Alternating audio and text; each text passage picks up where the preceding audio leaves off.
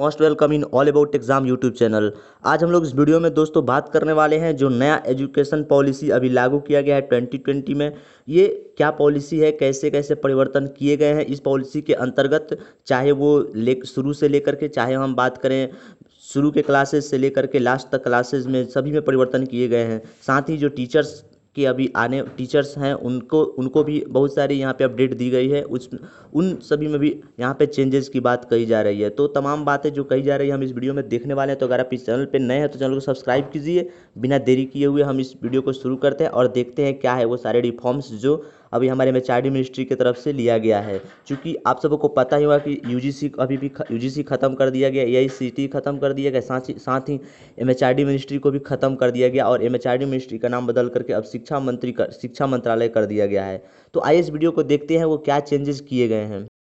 तो guys home screen पे देख रहे होंगे आप, यहाँ पे जो आज प्रेस कॉन्फ्रेंस हुआ जिसमें एमएचआरडी मिनिस्टर जो रमेश पोखरियाल निशंक जी हैं, साथ ही प्रकाश जावड़ेकर जी हैं, साथ ही उनके साथ जो उच्च शिक्षा के सचिव थे, यहाँ पे देख सकते हैं उनका पिक। ये सभी की मौजूदगी में यहाँ पे जो आज फैसला लिया गया है देख सकते हैं। यहाँ पे सबसे पहले मैं बता रहा हूँ आपको, समय समय के हिसाब से समय समय पर भारत के अंतर्गत आज़ादी के बाद जो रिफॉर्म्स शिक्षा के अंतर्गत शिक्षा के क्षेत्र में किया जा रहा है, फिर अभी समय आ गया था और सही समय पे अब फिर से रिफॉर्म किया गया, जिसमें देख सकते हैं जो कमेटी बनाया गया था इस शिक्षा को नई पॉलिसी लाने में, देख सकते हैं इवोल्यूशन करने में एजुकेशन पॉलिसी यहाँ शुरू से लिखा गया है। लेकिन इस बार जो पॉलिसी यहाँ पे लाया गया है वो डॉक्टर के कस्तूरीरंगम कमेटी के रिपोर्ट 2019 में ये कमेटी का गठन किया गया था और इस कमेटी ने अपना रिपोर्ट अब जाके पब्लिश किया, जिसे यहाँ पे गवर्नमेंट ने अप्रूवल दिलाने का काम किया कैबिनेट में। अब ये पूरी तरह से लागू होने जा रही है और इसमें जो प्रेस में कहा गया वो देख सकते हैं। लेकिन उससे पहले आप देख सकते हैं पहला रिफॉर्म यहाँ से यूनिवर्सिटी एजुकेशन कमीशन के अंतर्गत ये कमेटी को बना करके किया गया था 4849 में। फिर सेकेंडरी एजुकेशन कमीशन में रिफॉर्म किया गया। फिर देख सकते हैं समय समय पर अभी तक किया जा रहा है। लेकिन अब जो देख रहे हैं वो है आगे जो कहा गया है वो देख सकते हैं आप यहाँ पे, नियरली 2.5 लाख ग्राम पंचायत, 6600 ब्लॉक, 100 यूएलबी, यहाँ पे सभी डिस्ट्रिक्ट्स और भारत में जितने यहाँ पे सभी का वहाँ पे डिस्क्राइब किया गया है। लेकिन आगे हम लोग देखते हैं वो हम लोग बात करते हैं यहाँ पे। हाँ, अब देखिए आपके लिए इम्पोर्टेंट, यहाँ से आपके लिए इंफॉर्मेशन ओपन होता है।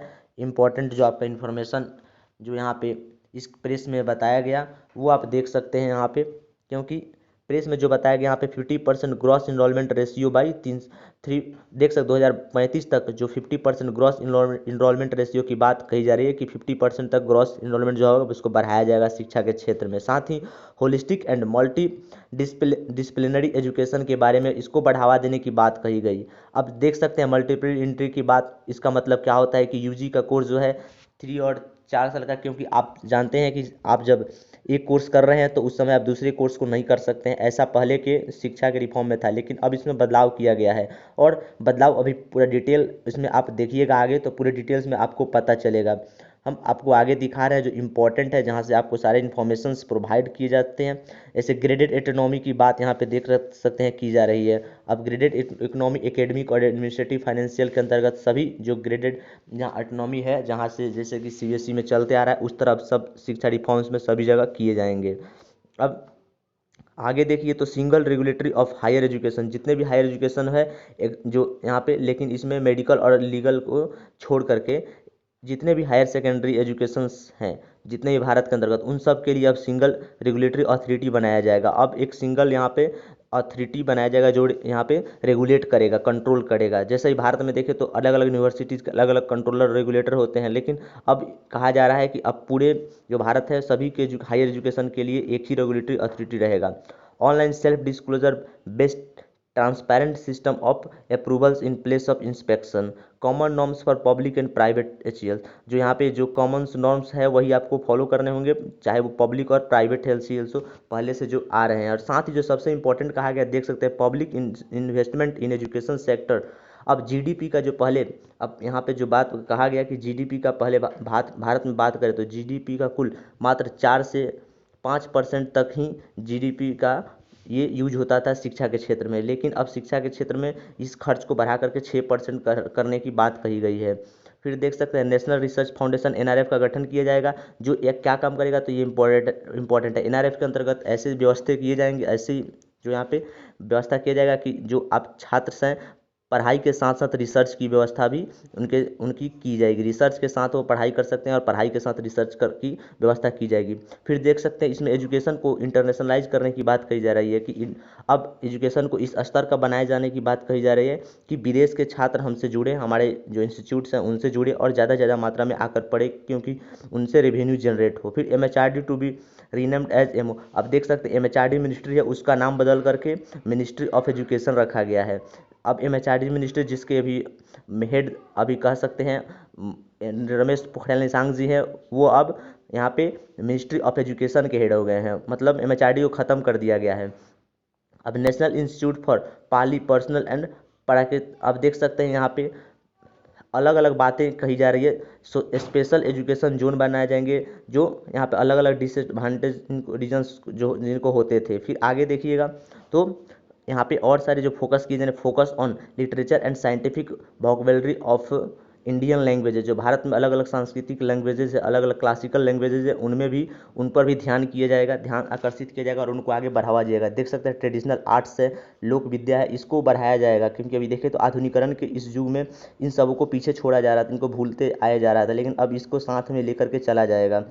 ये बहुत बड़ा यहाँ पे प्लस पॉइंट है, क्योंकि जैसे देखिए भारत में अलग अलग क्लासिकल लैंग्वेजेज है, जैसे कि तमिलनाडु तमिल कन्नड़, तब इन सभी को भोजपुरी, इन सभी को एक साथ करके लेकर चला जाएगा। अब इन सबको छोड़ा नहीं जाएगा। साथ ही देख सकते हैं अब यूज ऑफ टेक्नोलॉजी, अब टेक्नोलॉजी का यूज प्रत्येक भारत के स्कूल कॉलेजेस सभी जगह किए जाएंगे। प्रत्येक सेमेस्टर हो गया, जो इंटरनल असेसमेंट के एग्ज़ाम्स होते हैं उनमें टेक्नोलॉजी का यूज देख सकते हैं किया जाएगा। ये बहुत अच्छी बात की। फिर देख सकते हैं दिव्यांग फ्रेंडली एजुकेशन सॉफ्टवेयर बनाए जाएंगे, जो PH होते हैं, जो दिव्यांग होते हैं उनको यहाँ पे अधिक मात्रा में हेल्प कर सके। साथ ही ई कंटेंट लिए जाएंगे, जो रीजनल लैंग्वेज है, रीजनल लैंग्वेजेस के जो भी कंटेंट है वहाँ को लेकर के वहाँ की जो पढ़ाई है उससे बताई जाएगी, उसको आगे बढ़ाया जाएगा।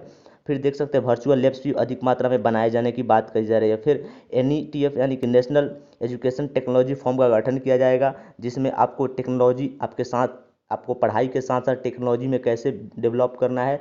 सपोज कोई छात्र पढ़ाई के साथ साथ इलेक्ट्रिकल विभाग में अच्छा कर रहा है, लॉन्ड्री विभाग में अच्छा कर रहा है, अदर विभाग कारपेंटर विभाग में अच्छा कर रहा है, तो उसको वहाँ पर बढ़ावा दिया जाएगा।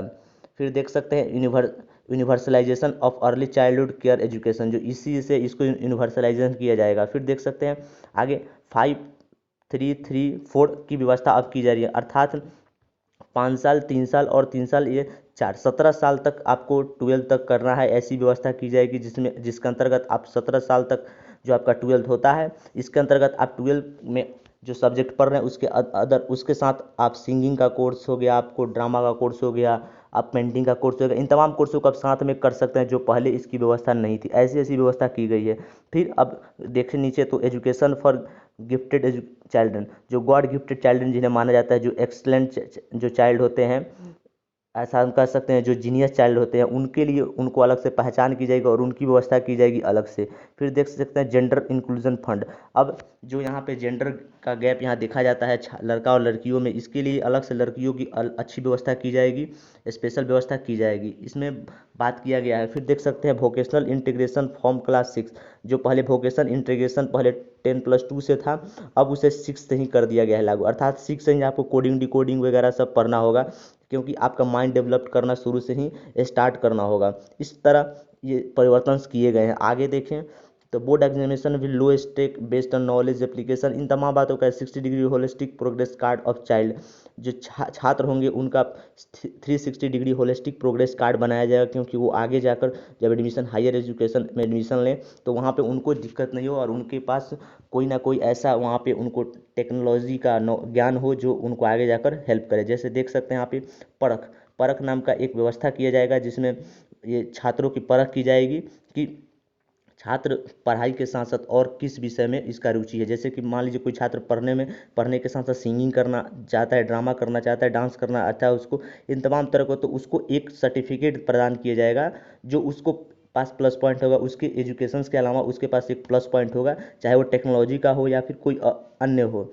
फिर देख सकते हैं बुक प्रमोशन पॉलिसी पर डिजिटल विभाग, फिर देख सकते हैं जो यहाँ पे ओवरसाइट एंड अकाउंटेबिलिटी पर। फिर यहाँ पर देखें तो एक और बात की गई है जो टीचर्स के लिए है। टीचर्स को कहा गया है कि टीचर्स को भी समय समय पे यहाँ पे देख सकते हैं, टीचर्स को समय समय पे वहाँ फ्रेमवर्क किया जाएगा, उनको जांच पड़ताल की जाएगी छात्र किस छात्र के लायक वो टीचर्स हैं, किस क्लास के लायक टीचर्स हैं। ऐसी ऐसी अभी प्रोविज़न की गई है इसमें। तमाम तरह की बातें यहाँ पे और सारी है, आप इसे पढ़ सकते हैं। अभी इसका पूर्ण डिटेल आना अभी बाकी है, पूर्ण डिटेल आता है तो हम आपको उसके उसके पीडीएफ को आपको प्रोवाइड कराएंगे। तो अगर आप इस चैनल पर नए हो तो चैनल को सब्सक्राइब कीजिए। अभी देख सकते हैं ये डॉक्टर कस्तूरीरंगन कमेटी था, इसी के जो मेंबर्स यहाँ पे दिए गए 9 मेंबर्स, और इन्हीं के द्वारा ये सारे डिसाइड लिए गए हैं, सारे डिसीजंस इन्हीं के द्वारा लिए गए हैं जो भी रिफॉर्म्स किए गए हैं। तो ये बहुत बड़ा रिफॉर्म है इस बार एजुकेशन के क्षेत्र में। तो फ्रेंड्स आज वीडियो में इतना ही, फिर मिलेंगे नेक्स्ट वीडियो में कोई नेक्स्ट इन्फॉर्मेशन के साथ।